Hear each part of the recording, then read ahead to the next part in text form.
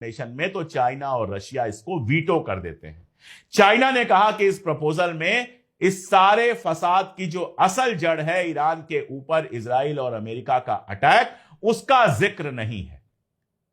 खैर, रशिया और चाइना जो ही उसको वीटो करते हैं, एक बड़ी हार अमेरिका के लिए वहां भी हो जाती है। उसके बाद ट्वीट आता है शहबाज शरीफ का। शहबाज शरीफ पाकिस्तान के प्रधानमंत्री हैं और उस ट्वीट में वो अपील करते हैं, दो अपीलें करते हैं। पहली अपील ये करते हैं कि जंग को तुरंत रोक दिया जाए, 20 दिन का एक सीज फायर किया जाए, और दूसरी अपील करते हैं ईरान से कि स्ट्रेट ऑफ होर्मुज खोल दिया जाए। इस ट्वीट के आते ही मैंने लिखा था कि यह ट्वीट शहबाज शरीफ से डोनाल्ड ट्रंप ने लिखवाया है, क्योंकि खुद तो वो बाहर नहीं जा सकता। और सारा सवाल बस इतना है कि क्या ईरान स्ट्रेट ऑफ होर्मुज खोलने पर सहमत हो चुका है। और तभी मेरे समझ में आ गया था कि बमबारी वगैरह तो कुछ होने वाली नहीं है, इसकी हिम्मत ट्रंप की है नहीं, ट्रंप पीछे हट रहा है और उसके लिए शहबाज शरीफ का सहारा लिया गया है। बाद में यह आया कि एडिटेड था, जो पहला वर्जन लगाया गया था उसमें draft by Pakistani prime minister लिखा हुआ था, यानी वो ड्राफ्ट पहले तैयार हुआ और फिर ट्वीट लगा। अब ड्राफ्ट किसने तैयार किया? अमेरिका से तैयार होके आया, या पाकिस्तान में वो ड्राफ्ट बना और अमेरिका और ईरान दोनों को भेजा गया, जब दोनों ने ओके कहा तब लगा? ये तो कोई नहीं जानता। लेकिन यहां पर रोक कर मैं एक बात कहूंगा, ड्राफ्ट चाहे पाकिस्तान में बना हो, चाहे ड्राफ्ट डोनाल्ड ट्रंप ने बनवा के भेजा हो, कोई फर्क नहीं पड़ता।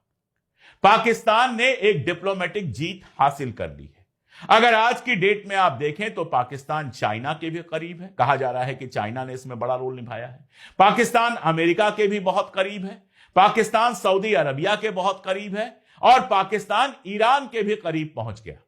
और अगर इसी के बनिस्बत आप देखें तो हिंदुस्तान ने क्या किया, मैं हिंदुस्तान नहीं कहना चाहता हूं, क्योंकि एक मुल्क के तौर पर हिंदुस्तान ईरान के साथ लगातार खड़ा रहा। हमारे जैसे हजारों लाखों लोग ईरान के साथ लगातार खड़े रहे, लेकिन हमारे मुल्क के जो वजीर आजम हैं, उन्होंने क्या किया? वो पहले पहुंच गए, जंग से ठीक पहले पहुंच गए इजराइल, वहां के कनेसेट में खड़े होकर कह आए कि हम इजराइल के साथ हैं। उसके बाद ईरान के ऊपर जब अमेरिका और इजराइल ने अटैक किया तो खामोश रहे, खामनेई साहब को शहीद किया गया तो खामोश रहे, बच्चों को मारा गया, मीनाब में इतनी लड़कियों को मारा गया तो नरेंद्र मोदी खामोश रहे, और लगातार खामोशी बनती रही। जब एलपीजी और आयल का संकट आया, जब हार्मुज से तेल निकालना मुश्किल हो गया, तब वहां संपर्क किया गया और कुछ ट्वीट वगैरह किया गया। और इसके बावजूद ज्यादा ट्वीट ये किए गए जब ईरान ने खाड़ी के देशों पर, गल्फ कंट्रीज पे हमला किया, अमेरिकन बेसिस पे हमला किया, तो उन कंट्रीज के फेवर में इन हमलों को कंडेम करते हुए ज्यादा ट्वीट किए गए। और उसके बाद एक खामोशी खामोशी खामोशी, लंबी खामोशी। तो मैं यहां पर शहबाज शरीफ का मजाक नहीं उड़ाने वाला कि उन्होंने अमेरिका का दिया हुआ ड्राफ्ट पोस्ट किया। जब डिप्लोमेसी होती है तो यह सारा कुछ होता है, मैं यहां उसका कतई मजाक नहीं उड़ाऊंगा। शहबाज शरीफ या आसिम मुनीर, जो भी आप कहना चाहें, इस पूरे मामले में अपनी एक्टिविटीज के साथ, अपनी लगातार गतिविधियों के साथ, चाहे वो चाइना के साथ कोऑर्डिनेट करना हो, ईरान के साथ कोऑर्डिनेट करना हो, सऊदी के साथ कोऑर्डिनेट करना हो, अमेरिका के साथ कोऑर्डिनेट करना हो, विदेश मंत्रियों की बैठक हो जिसमें टर्की के विदेश मंत्री, इजिप्ट के विदेश मंत्री, आपके सऊदी अरबिया के विदेश मंत्री पाकिस्तान आते हैं, इस पूरे में काफी एक्टिव रहा है और इस जंग को रुकवाने में एक बड़ा रोल निभाया है। और ये अब तारीख में नोट हो चुका है कि एक ऐसे मरहले पर, जब सारी दुनिया बर्बादी के कगार पर खड़ी थी, पाकिस्तान ने एक इंपॉर्टेंट रोल निभाया और भारत की डिप्लोमेसी खामोश रही। उसमें एक बेवकूफाना बात हमारे विदेश मंत्री जयशंकर ने की, जब पाकिस्तान को दलाल कहा। यह बिल्कुल बेवकूफाना बात थी। खैर, तो शहबाज शरीफ का ट्वीट आने के बाद यह क्लियर हो गया कि अब रात को हमला नहीं होने वाला है। लेकिन बड़ी बात क्या है, जीत क्यों कहा जा रहा है इसको? सीजफायर कभी जीत नहीं होती। जीत इसको इसलिए कहा जा रहा है क्योंकि ईरान की शर्तों पर बात होगी। इस बात को ट्रंप ने खुद तस्लीम किया। ट्रंप ने जो अपना ट्रूथ सोशल लिखा, उसमें इस बात को तस्लीम किया कि ईरान की शर्तों पर बातचीत होगी। यह ईरान की सबसे बड़ी जीत है। और ईरान की शर्तें क्या हैं? सबसे पहले अगर हम बात करें तो मिसाइलों को बैन करने की जो बात थी वो इसमें नहीं है। यानी ईरान ने यह कहा है कि मिसाइलें हम बनाते रहेंगे और ट्रंप को यह मंजूर है। यूरेनियम एनरिचमेंट की जो बात थी, कहा गया कि सारा इनरिच्ड यूरेनियम किसी और मुल्क को देना पड़ेगा या अमेरिका को देना पड़ेगा, इनमें कहीं वो शामिल नहीं है। बहुत साफ कहा है कि दुनिया को और आपको हमारे एनरिचमेंट को एक्सेप्ट करना पड़ेगा। हम पीसफुल कामों के लिए एनरिचमेंट कर रहे हैं यूरेनियम का, हम बम नहीं बनाते, तो आपको एक्सेप्ट करना पड़ेगा। हम अपना एनरिच्ड यूरेनियम किसी को देंगे नहीं और हम अपना एनरिचमेंट कम नहीं करेंगे। तो जो दो शर्तें सबसे बड़ी रखी जा रही थी, ईरान ने वो शर्तें पलट दी।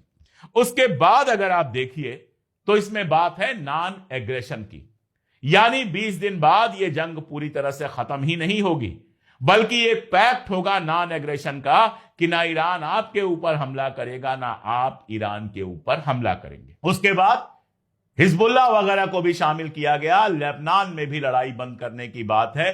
पूरे रीजन में हमारे एलाइज के साथ जो बातचीत हो रही है वो आपको बंद करना पड़ेगा। लैंग्वेज में ही जीत है।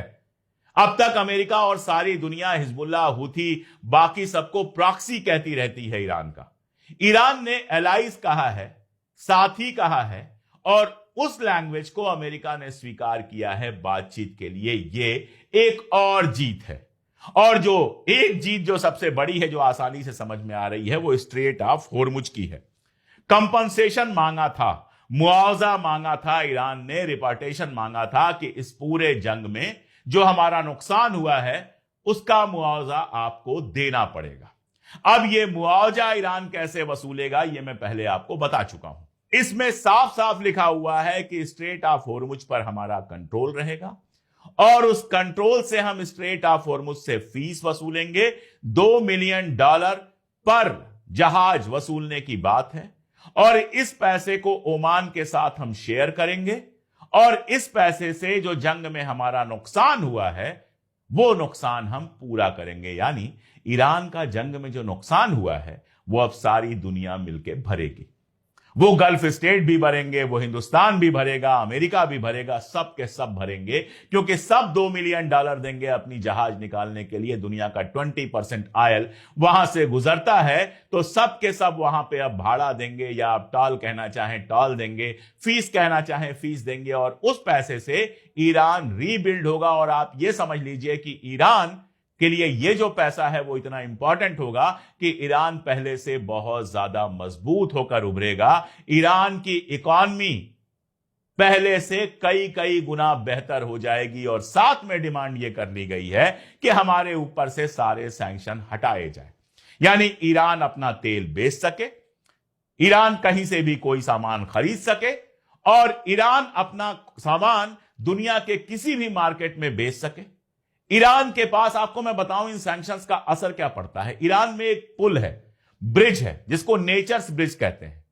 यह नेचर ब्रिज एक महिला इंजीनियर ने बनाया है। जिन लोगों को यह लगता है कि वहां की महिलाएं तो बड़ी दबी कुचली हैं, उनको पता होना चाहिए कि नेचर ब्रिज एक महिला ने बनाया है। यंग महिला है, आप तस्वीर देख पा रहे होंगे स्क्रीन पर। लेकिन जब इंटरनेशनल आर्किटेक्चर्स की मीटिंग हुई तब इनको नहीं जाने दिया गया वहां पर, इनको परमिशन नहीं मिली वहां आने की, क्योंकि ईरान के ऊपर सैंक्शन लगा था।